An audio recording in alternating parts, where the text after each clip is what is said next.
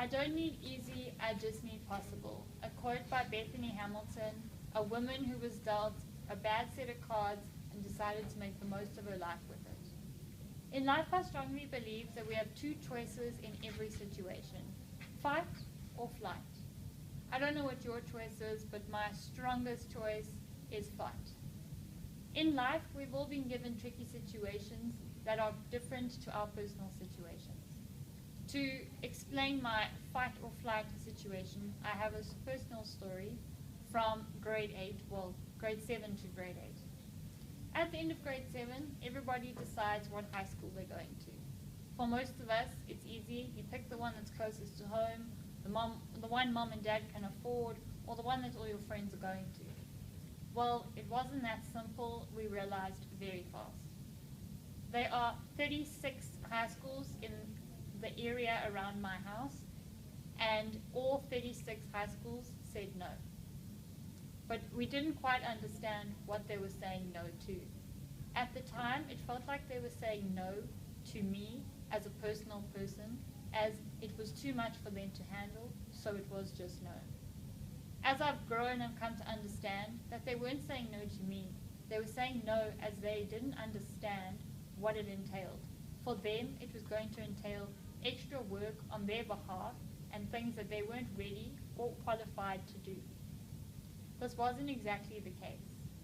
Anyway, in grade 8, end of grade 7, we found a school called Sub College in Kyalami. It's exactly 10 k's from my house and took us 2 hours to get there every morning. The high school I was going to go to was 2-minute walk away from my house, but they said no, so we traveled 2 hours every day. Now you pick fight or flight. In this case, we could have fought the other school, but we chose to just go with what we knew, and we just went with some college. For a long time, it felt really personal and really affected who I was. But as everyone grows and comes to understand, it wasn't me that was the problem. It was that there was no understanding of what taking a physically disabled child into a high school entailed. So, what did you choose, fight or flight? A few years later, we reach grade 9 and I need back surgery. I've never had surgery in my life. I am 12 years old.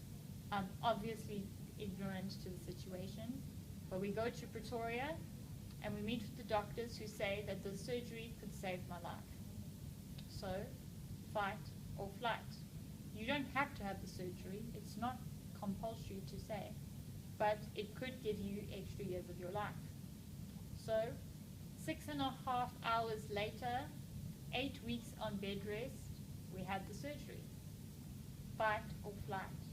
I chose to have the surgery because I wanted extra years. My parents chose the surgery because it's what they thought was correct. So, after 8 weeks on bed rest, in my house, on my own, majority of the time, I was slowly but surely losing every bit of myself that I knew and understood. I've never felt so strange. I wouldn't eat, I wouldn't drink, I wouldn't leave the house. I wasn't allowed to sit for more than 4.5 hours a day. Fight or flight. So my brother-in-law bought me a TV series to keep me entertained.